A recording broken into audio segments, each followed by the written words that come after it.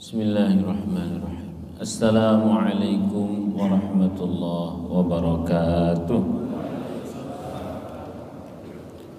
Ila hadratin Nabiyil Mustafa Muhammadin Rasulillahi sallallahu alaihi wasallam wa ala alihi wa ashabihi wa dhurriyyatihi wa azwajihi wa auladil kiram jami'a awliyaika minal masyriqi ilal maghribi barriya bahriya masyuriya masturiya aina makan صاحب هذا الكتاب ومن شرحه ولكل نية صالحة وعلى ما نووا به سلفنا الصالحون. الفاتحة. أعوذ بالله من الشيطان الرجيم. بسم الله الرحمن الرحيم. الحمد لله رب العالمين الرحمن الرحيم مالك يوم الدين إياك نعبد وإياك نستعين اهدنا الصراط المستقيم صراط الذين أنعمت عليهم غير المغضوب عليهم ولا الضالين آمين. بسم الله الرحمن الرحيم. إذا جاء نصر الله والفتح ورأيت الناس يدخلون في دين الله أفواجا فسبح بحمد ربك واستغفر إنه كان توابا. بسم الله الرحمن الرحيم.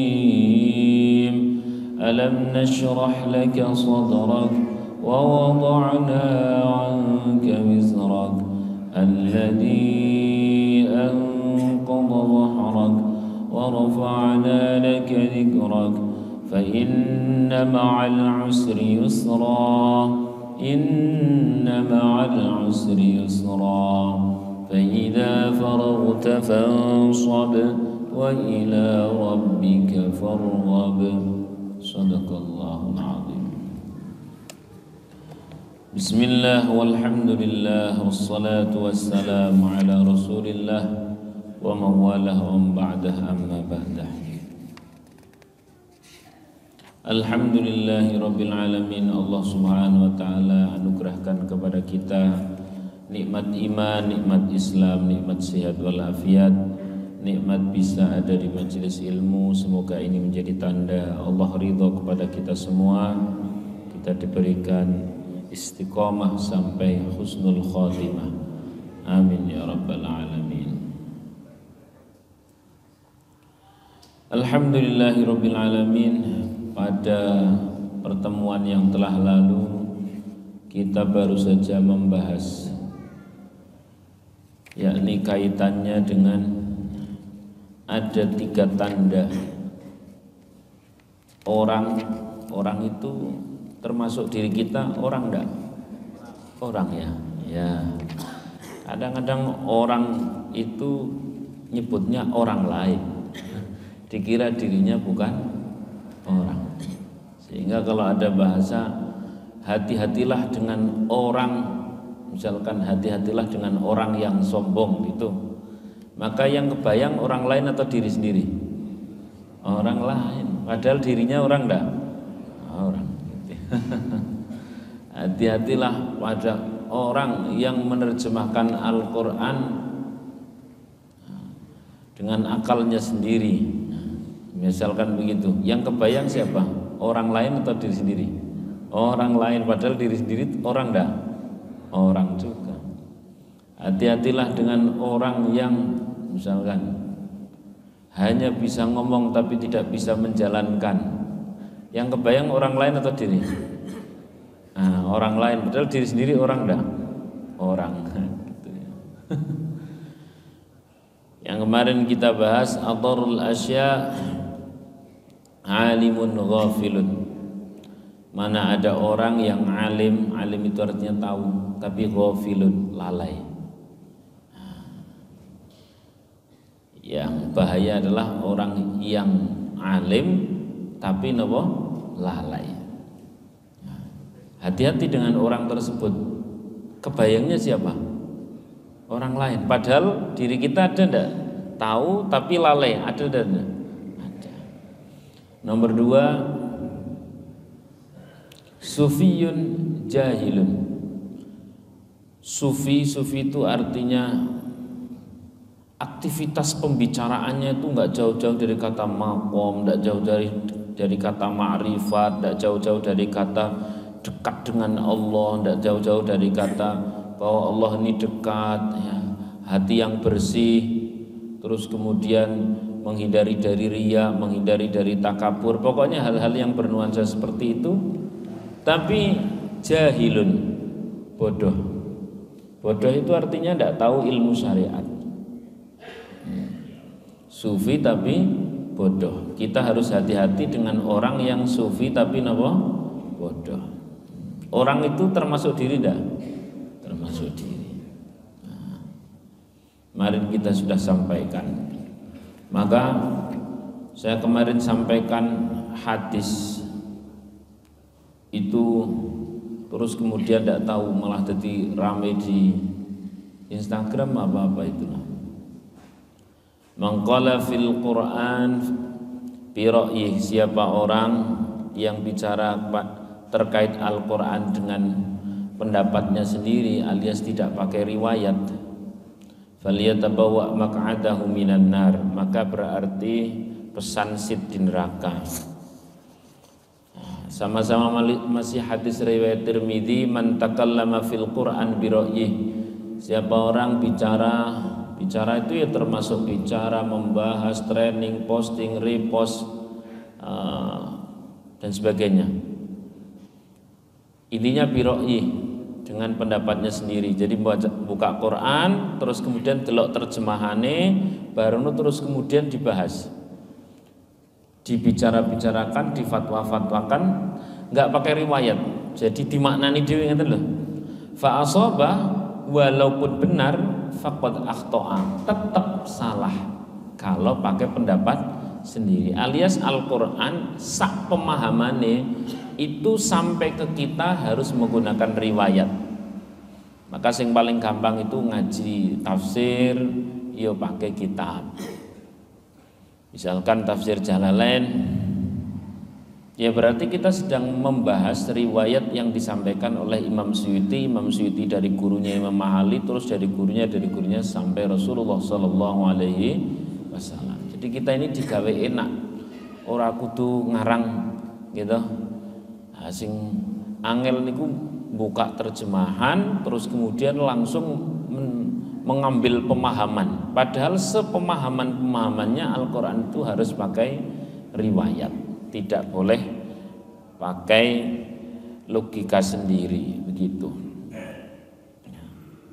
Sehingga yang harus dihindari adalah sufiyun jahilun, orang yang sufi tapi apa? Bodoh. Bodoh itu artinya dia tidak tahu riwayat. Wa wa'idun mudahinun, orang yang ngasih nasihat tapi dia itu lalai pada dirinya sendiri. Nah, kalau bilang orang yang ngasih nasihat tapi lalai pada dirinya sendiri, yang kebayang diri sendiri atau orang lain? Nah, kadang orang lain dikira dirinya bukan orang. Ya Allah. Oleh karena itu aktivitas ngaji-ngaji seperti ini itu mungkin butuh ngelihat orang lain tapi cerminnya telu gitu ya. Untuk melihat diri kita sendiri itu mungkin butuh 3, dari depan, dari kanan, dari kiri, satu lagi dari mana? Dari belakang gitu. Baik, ini yang hari ini. Itu kemarin, sekarang masuk ke yang hari ini. Bismillahirrahmanirrahim. Qala al-mu'allif rahimahullah ta'ala wa nafa'ana bihi wa bi'ulumihi wa bi'asrari fid dharaini amin. Man ra'aitahu yadda'i ma'allahi ta'ala halan, siapa orang, nah man itu siapa? Orang yang merasa dekat dengan Allah, merasa apa? Dekat. Jadi rasanya Gusti Allah cedak banget, merasa dekat dengan Allah. Tapi la yakunu ala dhahiri minhu syahidun, tidak terbukti dengan berubahnya amal-amal zahir, hanya perasaan saja. Hanya apa? Perasaan saja. Fahdharuh, maka hati-hatilah. Nah, maka apa? Hati-hatilah. Bukan hanya orang lain, kadang diri kita sendiri. Rasanya ki urip Allah ini dekat banget. Tapi kok orang tambah amal, ya boleh jadi itu tipuan. Tipuan apa? Tipuan perasaan. Jadi ana wong sing dibincangkan, sing dibicarakan adalah terkait masalah Allah. Allah itu dekat. Ini makomnya makom syukur, ini makomnya makom apa? Sabar, ini makom mahabbah dan sebagainya. Tapi tidak ada efek nyata yang terbukti di dalam zahir, maka hati-hatilah. Artinya boleh jadi itu tipuan. Tidak harus melihat orang lain, apakah dalam diri kita sendiri ada atau tidak. Silahkan muhasabah. Kalau toh itu ada pada diri orang lain, wilayah kita adalah memberi nasihat, tidak sampai pada memusingkan atau saking pusingnya seolah-olah kepengen jadi Tuhan bagi orang lain. Nek ngandani wajib, ngandani tetap wajib. Tapi kemudian kepengen ngerubah orang lain seolah nek ora berubah itu, wah ini repot, ini nanti kita jadi lupa pada diri sendiri. Nek amar ma'ruf nahi mungkar harus, memang harus. Ya. Nah, tak lanjut. Wa adamud dalalat, tanda-tanda yang nyata. Intinya beginilah, Pak. Kayak teko itu loh. Teko itu kalau memang isinya teh dituangkan, ya yang keluar nopo? Teh. Kalau memang isinya kopi dituangkan, maka yang keluar nopo? Kopi gitu. Lah label teh, label teh. Ngakune teh nang kono-kono barang disuntek banyu putih. Berarti isine napa? Nggih banyu putih. Artinya kita ini sering melabeli diri, melabeli orang lain, melabeli siapapun, itu bukan jaminan. Yang jaminan itu adalah a'dhamud dalalat, perkara zahir yang keluar. Mau mengatakan bahwa diri ini sangat dekat dengan Allah, mau memberi label bahwa saya itu senang banget zikir. Jenengan mau ngaku bahwa aku ki nek maca selawat sedina ora kurang saka sebut pinten 15.000. Wah. Oh saya itu nek istighfar nek ora 100.000 sedina ke ora marem. Tapi bareng ngono nesu-nesu. Iya, bukan itu. Nah, bukan itu, Masya Allah. Tapi bareng ngono menfitnah orang. Habis itu kemudian ngrasani dan sebagainya, bukan itu. Maka walidzalika qala al-arifun, para arif billah itu alamatus sihatul ahwal al-istiqamah fil af'al.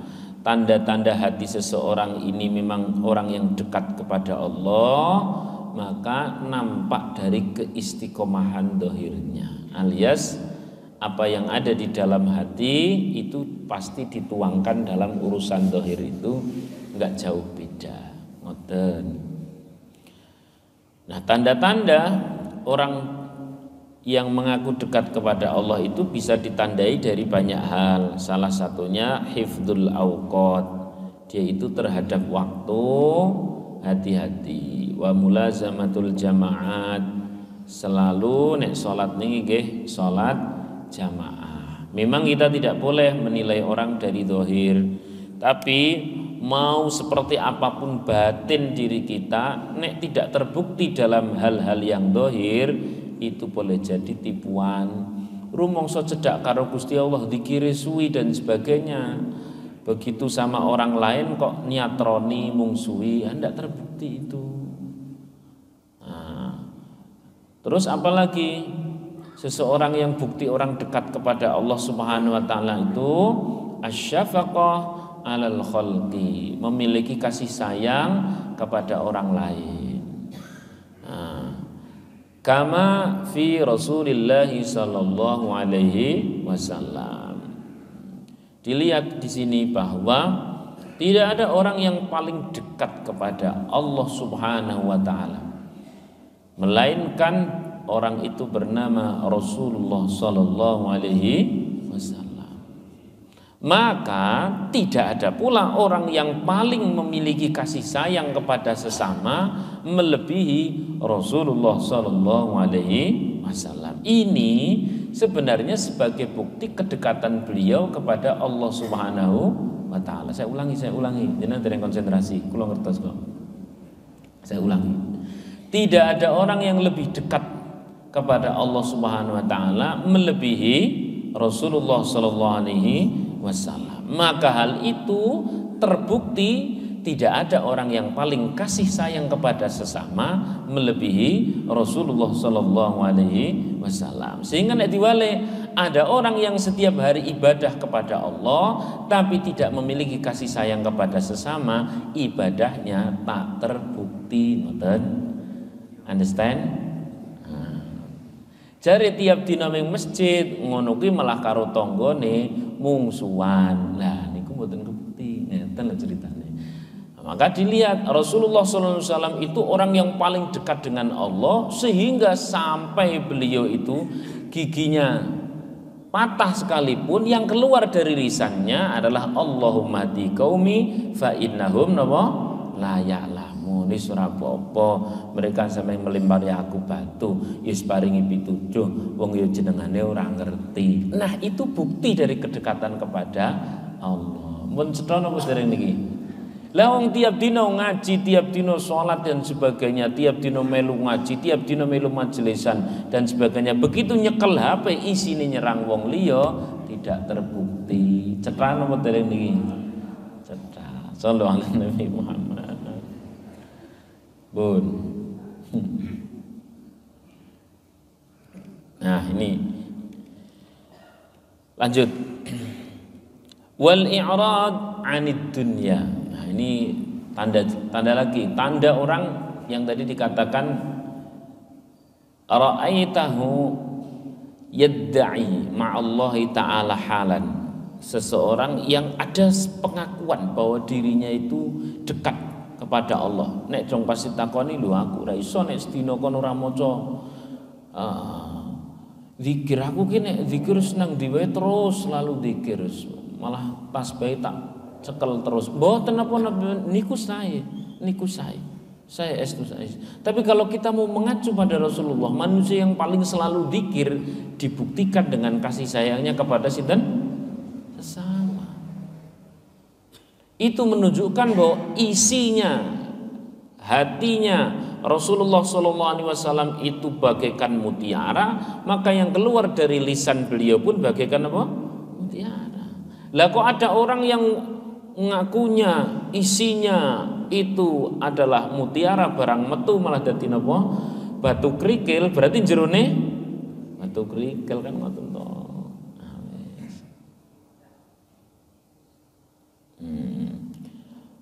Niki aji kali ini sangat sederhana. Fangdur ya akhi hadal kalam min hadal arif.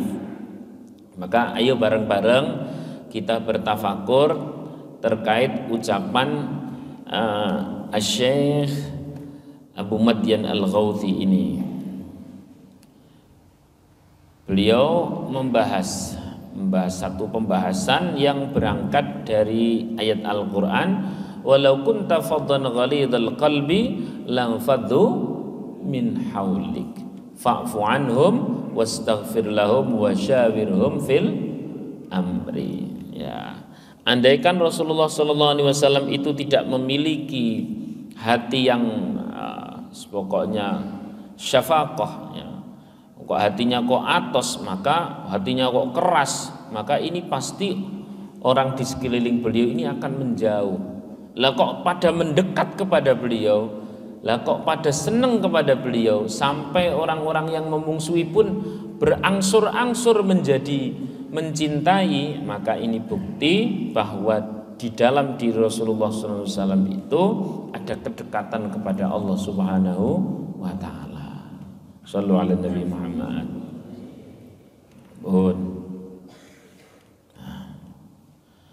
Malih niki belum selesai. Wa min a'dhamid dalalat, tanda-tanda dari seseorang yang dekat dengan Allah ini tidak cukup dengan mengaku Allah ini dekat. Tidak cukup dengan mengaku aku kena sedina ora nyebut Gusti Allah ki ora marem. Pokoke karo nyetir barang zikir monggo niku sae. Tapi buktikan, apa bukti berikutnya adalah al-i'rad 'anid dunya.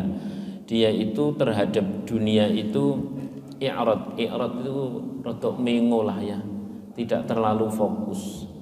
Wis ono alhamdulillah, ora ono ya wis ngono.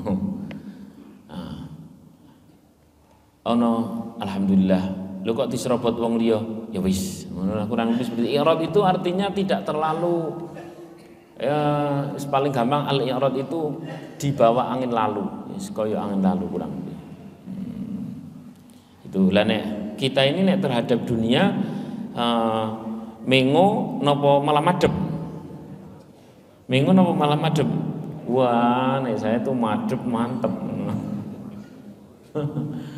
Padahal itu harusnya menjadi salah satu indikator tingkat kedekatan seseorang kepada Allah itu. Jadi orang semakin mencintai pemilik dunia, tidak begitu cinta dengan dunia. Kenapa? Wis entuk sing luwih istimewa kan ngoten to. Lah kita ini kok yo jarene cedak. Ya tapi kok yo ya segitulah. Masyaallah. Jadi di sini pun dikasih gampangannya, dikasih analog sedikit. Ini analog saja biar paham aja, bukan kok kemudian menyamakan boten. Ini hanya analog saja. Diibaratkan umpamanya cahaya.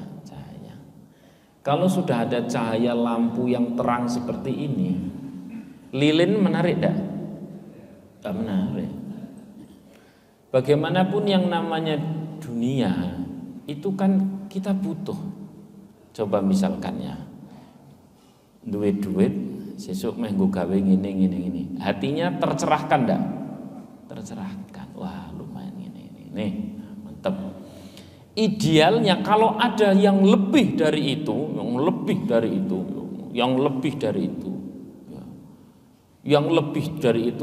yakni pemilik dunia seisinya, maka adanya dunia itu harusnya menjadi tidak begitu menarik. Harusnya seperti tadi itu, lilin itu menarik pada saat listrik mati, betul. Begitu sudah ada lampu yang terang, apalagi sudah ada matahari, itu lilin menarik enggak? Harusnya tidak menarik. Kalau ada orang mengatakan lilin menarik padahal wis ana matahari sing terange wong ngono, kuwi jenengane wong napa? Wong napa? Nek cara jenengan ngarani ini wong napa? Hah? Anda semuni kentir loh. Artinya begini, hati kita mendapatkan pencerahan karena punya uang, karena punya ini itu dan sebagainya, itu wajar. Tapi kemudian ketika sudah ada satu keimanan yang sangat kuat kepada Allah Subhanahu wa taala yang cahayanya itu luar biasa, maka cahaya yang bagaikan lilin yakni dunia itu kudune kan yo biasa ono yo alhamdulillah, ora ono yo wis ono sing luwih terang gitu. Sallallahu alaihi Nabi Muhammad. Kudune ngoten. Lah nek mboten ngoten jenengane tiyang napa wau? Ya sekarang histori itulah. Bon.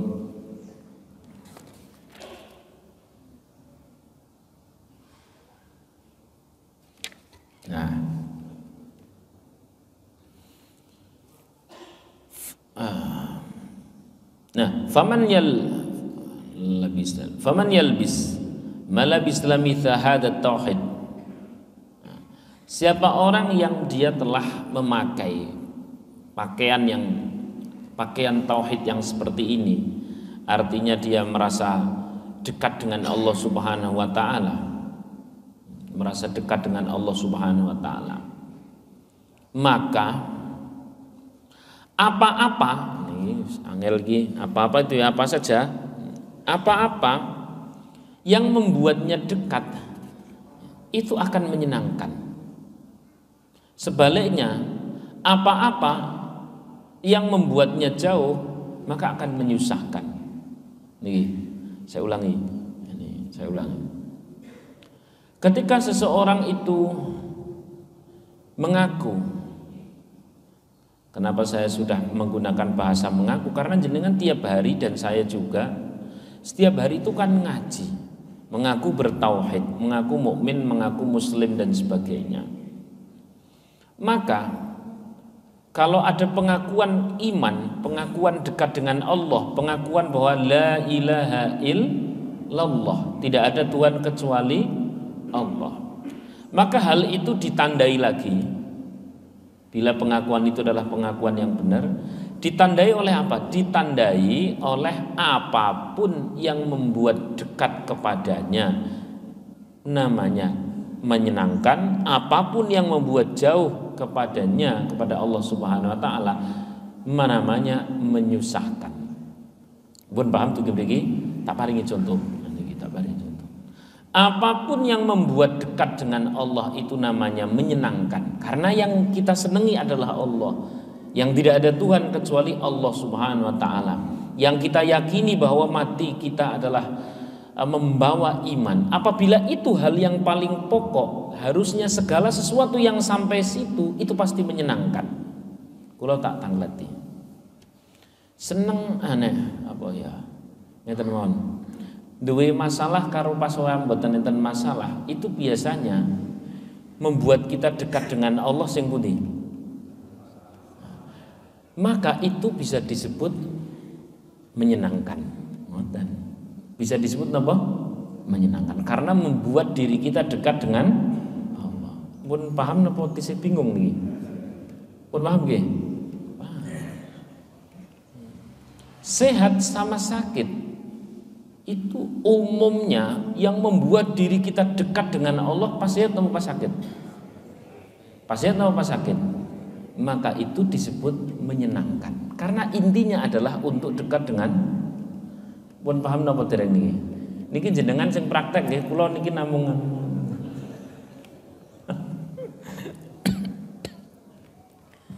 Baik, saya lanjutkan.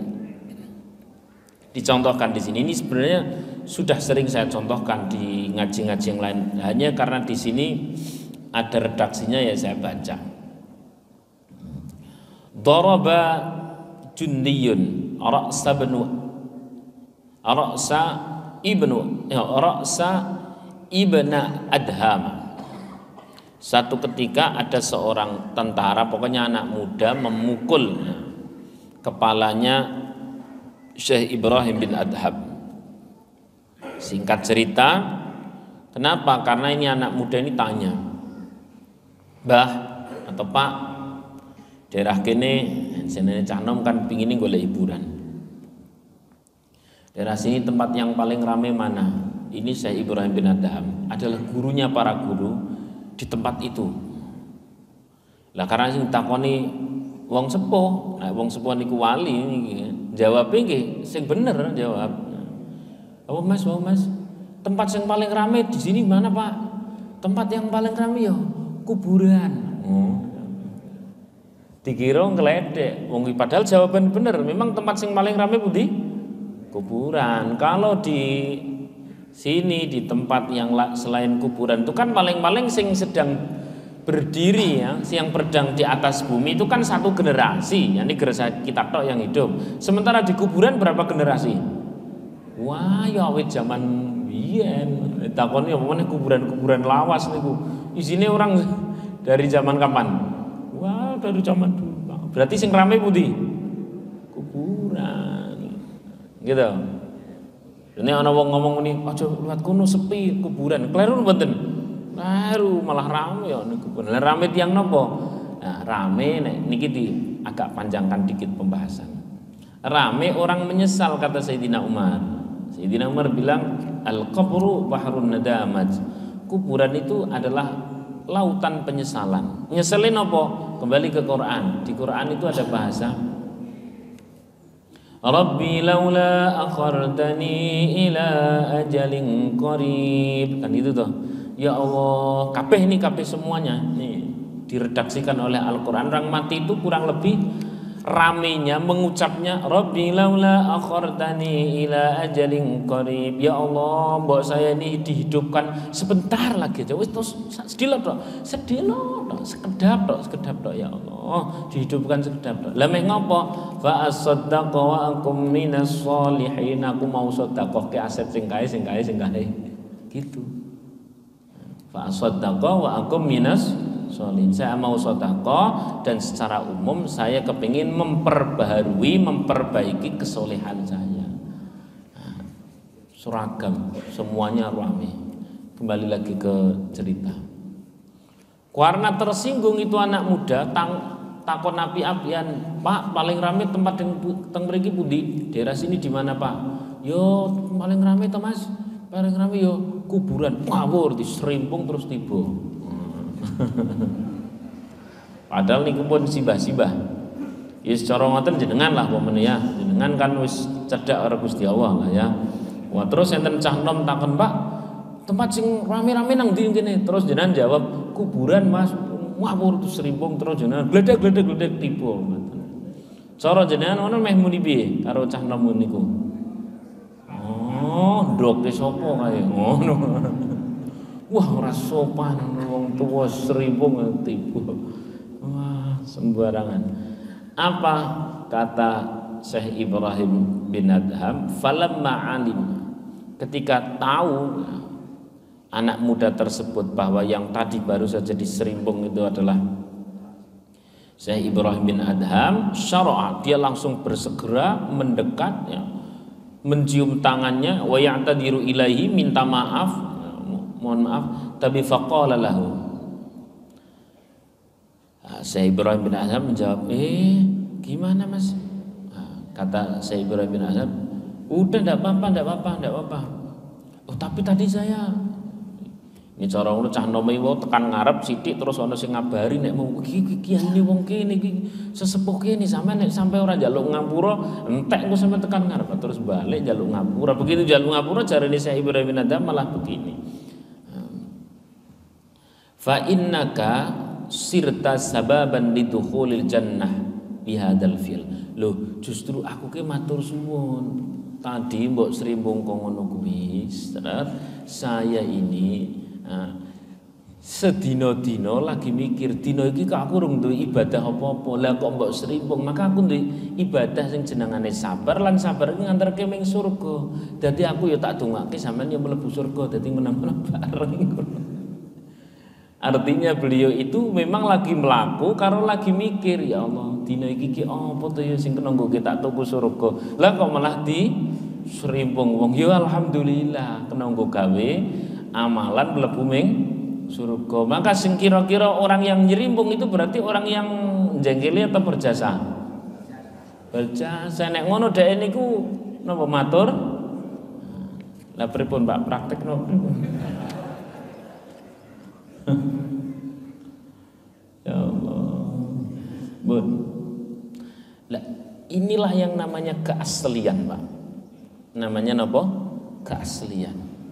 Imam Ghazali mengatakan bahwa asli itu sedikitnya di 3 perkara. 1, nek dong pas dipancing nesu, niku aslinya kita seperti apa, disitulah nampak. Niki Syekh Ibrahim bin Adham dipancing nesu gitu, wong diserimpung cah nom, ya cah nom sing ora kenal, padahal dia punya derajat yang luhur di dunia ini sebagai gurunya para guru, ngerti-ngerti diserimpung. Set metu asline. Nopo asline? Karena memang asline nang ati ya Allah, urip niku kula sing penting diridhoni, panjenengan lebetake teng swarga bareng karo Kanjeng Nabi. Niku sing paling mendalam di sana, sehingga ketika diserimpung sing keluar niku. Cetha napa dereng niki?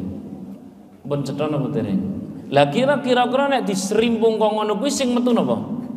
Lah niku asline. Niku asline. Saya yakin nek jenengan diserimpung ngono, ya Allah ya Allah ya Allah. Muga-muga mlebu swarga. Kula kinten ngoten ya. Gitu. Keaslian itu keluar. Nek dong pas lagi ngaji kados niki tasih nampak asli napa nampak palsu niki? Ya Allah. Nampak asli itu pada saat terjadi insiden, gini bang, saat terjadi insiden. Nek mboten terjadi insiden nopo-nopo kan yo urung jelas nopo asli nopo palsu. Nomor 2, ini masih menurut Imam Ghazali, orang asli itu lebih sering saat sendiri. Lebih sering nopo? Saat sendiri. Dan saya lihat jenengan niku nek dong pas tiang kathah kados niki nggih tiange soleh. Alhamdulillah. Nek dong pas sendiri lebih soleh. Nek bangsa kula niku dong pas kados niku ya soleh, nek dong pas dhewean ya apik kula nek jenengan nggih insyaallah ya Allah gitu. Jadi keaslian itu satu pada saat ada yang memancing marah, apa yang keluar? Apa yang keluar? Bes. Apa yang keluar? Jenengan biasanya nek dong pas dipancing marah sing keluar napa? Ya Allah, ya Allah, ya Allah. Muga-muga diridhoni karo Gusti Allah. Ngono wis tak ngapura, muga-muga iki dadi ngamal ngoten. Saya yakin ngoten. Wis pokoke kula husnudzon alhamdulillah. Mboten namung husnudzon pun yakin iku yakin don wis lah. Yakin ya.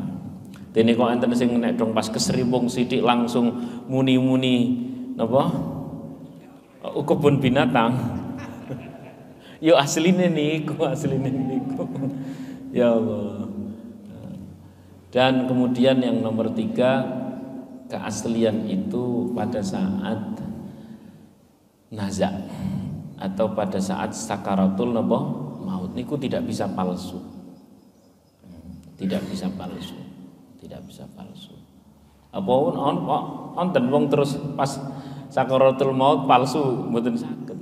Niku pas napa? Asli yang tertanam selama ini ya keluar pas niku. Kalau memang asli kita ini hari-harinya adalah la ilaha illallah, hari-harinya adalah kasih sayang kepada sesama, nanti pas mati juga pas la ilaha illallah dan pas lagi mengasihi apa sesama. Kalau memang keaslian kita ini seneng banget nang ati ini sujud, ya sujud nanti. Nah, kalau memang keaslian nang ati iki adalah duit. Mana dong pas mati ya kira-kira napa? Aduh repot. Niku Masya Allah. Ada yang nambahi satu lagi tapi ini tidak sepakat, adalah keaslian itu adalah pada saat bangun tidur. Pada saat bangun. Dan saya yakin sekali jenengan bangun tidur ini kira-kira langsung set ndonga, terus kemudian wudu, terus kemudian sing dipikir sih salat. Ya ada sih, terus begitu bangun kamar mandi terus bareng ngoten.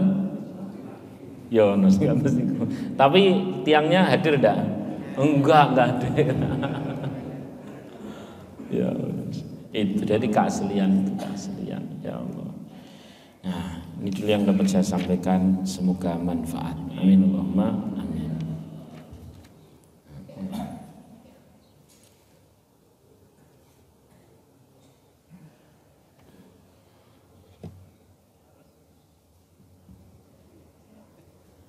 Assalamualaikum warahmatullahi wabarakatuh. Waalaikumsalam warahmatullahi wabarakatuh. Terima kasih Ustaz. Ustaznya penjelasan pada pagi ini Ustaz. Yang saya mau menyampaikan Ustaz adalah satu masalah kita itu tahu Ustaz dan paham dengan ilmu yang Ustaz sampaikan tadi. Ternyata pada saat kejadian itu kok seperti ilmunya memahaminya itu kok nggak ada. Jadi yang keluar yang disampaikan tadi itu bukan aslinya, malah justru yang palsu. Jadi itu yang saya alami sendiri. Itu memang suatu apa? Butuh Kata si jenengan kok mewakili ngaten nggih. Wakili kula barang. Lajeng. Jadi saya tuh kayak Ustaz. Nah terus usaha saya, teman saya sama jaganya bagaimana Ustaz? Jadi kita tahu, paham. Datang suatu ujian itu hilang semua, udah nggak ada itu, adanya ya langsung naik itu. Nah itu yang saya satu saat adalah riyadhnya bagaimana Ustaz? Dan bentuk riyadhah atau bijakan saya satu. Kalau pertanyaan juga maaf Ustaz, itu yang dimaksud dengan warok dan zuhud itu bagaimana Ustaz? Supaya tidak salah di dalam menggunakan aplikasi dalam kehidupan. Waalaikumsalam warahmatullahi wabarakatuh. Ini pertanyaannya sudah 3 ini. Cukup nggih, langsung nggih. Yang pertama terkait pada saat terjadi insiden. Itu kadang yang keluar yang napa? Ya tetep yang asli, mboten sing palsu, sing asli. Wong asline ketok napa? Maka nek bahasa sing paling sederhana adalah ikuti tangganya. Ikuti napa? Tangganya. Ini sudah sering saya bahas, sering banget saya bahas. Ikuti tangganya. Jadi sampai kelas Rasulullah SAW dengan para sahabat untuk hal kecil saja, tidak usah hal yang besar-besar, sing cilik mawon, itu sudah sangat cukup mengingatkan diri Rasulullah dan para sahabat kepada Allah Subhanahu wa Ta'ala. Artinya ujian itu tidak harus yang besar, sing cilik-cilik mawon niku sudah biasakan menjadi produksi-produksi zikir, produksi-produksi eling, tambah eling swarga, tambah eling neraka, tambah eling Gusti Allah terutama. Ya, tambah wedi karo dosa untuk hal yang terkecil sekalipun. Sehingga ada satu hadis, walaupun itu sekedar tertusuk duri sing maknyuk gitu dong. Sekedar napa nggih Bu? Memasak terus kemudian kelegen pokasinen itu sudah menghasilkan zikir. Lah, kemudian masalah yang agak besar lagi menghasilkan zikir. Nek dereng menghasilkan zikir berarti tempaan untuk mujahadahnya ditambahi lagi. Jadi kaya bahasa wong sekolah nggih. Pelajaran sementen ujiannya juga gede-gede dhisik. Seret sementen. Kok ujiane rodok gede berarti pelajarannya tambahi, kirang langkung ngeten. Lain cerita kalau ada orang yang untuk urusan kecil itu sulit sekali kembali kepada Allah, ya, sulit sekali kembali kepada Allah.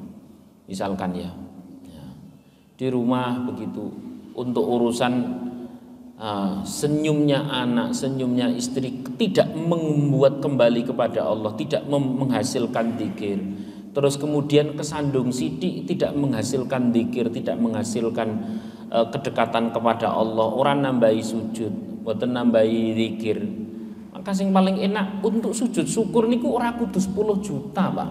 Apalagi dadak ngenteni alpat mboten. Asli niku untuk sujud syukur iso mangan sego putih niku pun disyukuri, maka nanti ada nikmat-nikmat yang besar itu sudah terlatih. Mboten. Cerah? Jelas nggih? Jadi untuk yang kecil-kecil itu sudah memproduksi diri kita kedekatan kepada Allah Subhanahu wa Ta'ala. Maka kalau tangganya ini dinikmati dengan baik, insya Allah nanti ada yang besar. Ya coro lali paling-paling pas pertama tok bareng astagfirullahaladzim, mau aku kadung nesu, untung eling urung sida tak tutuk wonge. Nah ngoten akhirnya. Ya lali ini lali pas pertama tok lah. Iku rada mending. Amin Allahumma. Nek ujuk-ujuk langsung set dadi eling karo Gusti Allah niku katake nggo ya dereng anu nggih, dereng kelas, tapi setidaknya cara wong nesu ya aja banget, wong susah ya aja banget, wong jengkel ya aja banget, dendam ya paling dendam ke 5 menit bareng ngono wis lali ngeten mawon lah. Ana wong dengki niku kan kita tetep hati kita yo isine dengki niku nggih wajar, mong aja dadi langganan, aja istiqomah lah dengki niku sedilo mawon dengki wong kuwi kok ngono, halah paling astagfirullahaladzim. Nah, ndang ngoten, ndang diistighfari astagfirullahaladzim. Karena hati kita ini hawane ya kronjatan sing boten karuan. Sing penting ndang diistighfari. Oh berarti wingi kae kurang okeh niki dikiri tambahi lagi, kurang okeh niki tambah lagi. Nah, lebih jos lagi kalau ada 3 pelajaran, latihan baru ujian, pelajaran latihan baru ujian. Ini lebih jos lagi. Pelajaran itu ngaji kados niki, latihan niku berarti zikir jenengan terutama pas kiyamba. Maka nek kula sing paling efektif niku Pak nggih, paling efektif adalah saat sendiri Pak. Saat sendiri niku nek bener-bener eling karo Gusti Allah, mungkin saat bareng-bareng ya enggak akan jauh-jauh dari itu. Tapi saat sendiri malah nggo gawe kesempatan lali. Wah, yo bareng-bareng yo metu asline. Pun paham nggih? Saya rasa cukup. Kemudian pertanyaan yang nomor 2 adalah terkait warok. Warok niku kata sederhananya adalah hati-hati. Hati-hati. Jangankan yang haram yang subhat saja agak dijauhi.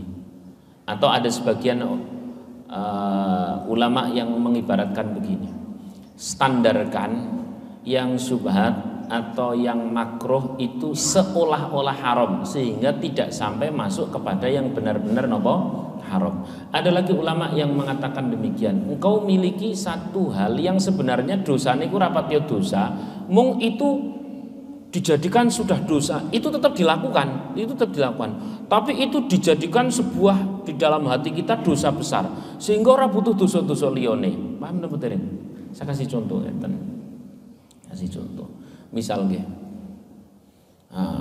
ibu-ibu ya, ada satu dosa bernama nang omah kadang-kadang cok merenguti wong sing lanang ngeten nggih, cok merenguti sing lanang. Jadikan Bu itu adalah satu dosa yang diyakini itu dosa besar sehingga wis ora butuh dosa liyane. Sehingga nang jopo terus dipancing dosa sing apa? Aku ora pengen dosa apa-apa. Aku wis nang omah wis kaken dosa kok. Lah merengat-merengut karo bojone ngoten upamane ngeten. Sing lanang nggih ngoten upamane. Ya. Nah itu namanya napa? Warok. Ada di kelas berikutnya orang itu ndak mau yang namanya makan di sembarang warung. Kenapa? Nanti nek nono nyembelih piye? Terus kemudian nek kecampuran niku silakan saja. Itu namanya napa? Warok. Ada lagi yang warok itu paling kuat di bagian mata. Ojo kok ndelok aurat ya, ndelok jenggerenge wong wis langsung astagfirullahaladzim. Wis kados jenengan lah wis ngono lah. Astagfirullahaladzim. Ojo kok nganti ndelok nang grup sing kiriman untuk ketua grup niku dadak di Zoom. Astagfirullahaladzim ngono langsung astagfirullahaladzim. Aja meneh. Ana liyane pun ayo. Artinya kehati-hatian pada sesuatu yang sebenarnya dosa kecil dianggap besar. Sehingga tidak butuh melakukan sebuah dosa yang besar. Kalau masalah setiap kita ini berdosa, pasti berdosa, tidak ada yang tidak berdosa. Masya Allah. Gini mboten, wong kudu nabi kok, bukan nabi kok. Tapi dosa yang kecil itu sudah dicukupkan, itu wis cukup, wis cukup wis. Ora kudu nambah liyane, ngoten. Ngoten. Itu namanya napa? Kemudian zuhud itu biasanya kaitannya dengan urusan dunia. Jadi zuhud itu bukan masalah punya atau tidak punya dunia. Yang terpenting adalah tidak melekat di hati, tidak masuk ke dalam hati. Nek cara kula sih lebih baik punya dunia tapi aja mlebu nang ati timbang wis ora duwe malah batek nang ati. Wah, repot. Itu saja yang dapat saya sampaikan. Semoga manfaat.